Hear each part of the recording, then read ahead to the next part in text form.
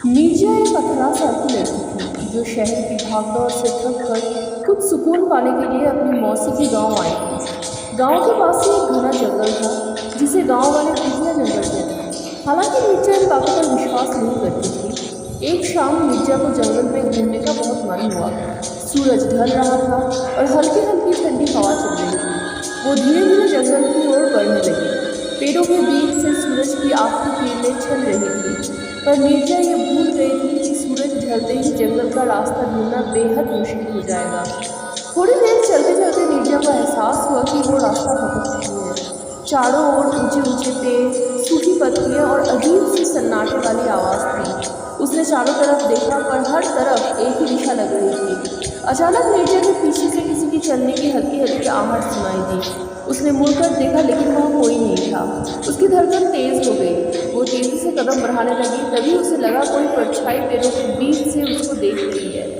जंगल के बीच एक पुराना टूटा हुआ मंदिर था। नीरजा डर के मारे उस मंदिर की ओर भागी, सोचते हुए कि शायद वहाँ कोई राहत मिल जाए। मंदिर तक पहुँचते ही उसने अंदर कदम रखा। मंदिर की दीवारें टूटी फूटी थी और वहाँ पर कुछ पुराने दिए जल रहे थे।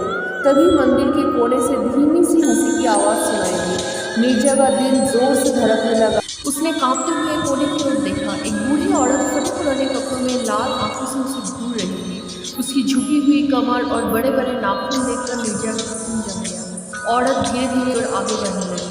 नीरजा ने पीछे मुड़कर भागने की कोशिश की, लेकिन जैसे ही उसने दरवाजे की ओर कदम बढ़ाया, दरवाज़ा अपने आप बंद हो गया। अब मंदिर के अंदर खूब अंधेरा छा गया था। बूढ़ी औरत की हंसी गूंजने लगी। नीरजा ने अपनी पूरी ताकत लगाकर दरवाज़ा खोलने की कोशिश की, लेकिन दरवाज़ा टस से मस नहीं हुआ। तभी औरत ने कहा, तुम्हें यहाँ नहीं आना चाहिए था, ये जगह आत्माओं का है। अब तुम भी इनमें से एक बन के रह जाओगे। नीरजा का चेहरा पसीने से भीग गया।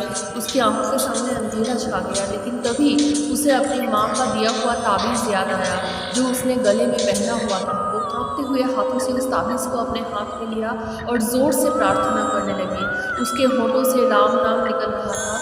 जैसे ही उसने 3 बार नाम लिया, मंदिर के अंदर एक तेज़ रोशनी आ गई। एक बूढ़ी औरत ज़ोर से चिल्लाई और धुएं में बदलकर गायब हो गई।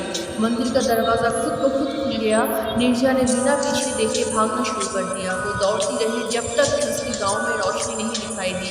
गांव पहुंचकर नीरजा बेहोश हो गई। जब उसे होश आया तो गांव के बुजुर्गों ने बताया कि वो मंदिर उस आत्मा का घर है जो वर्षों से वहां फंसी हुई है। नीरजा ने कसम खा ली कि वो कभी फिर जंगल के पास नहीं जाएगी। Please like, share and subscribe.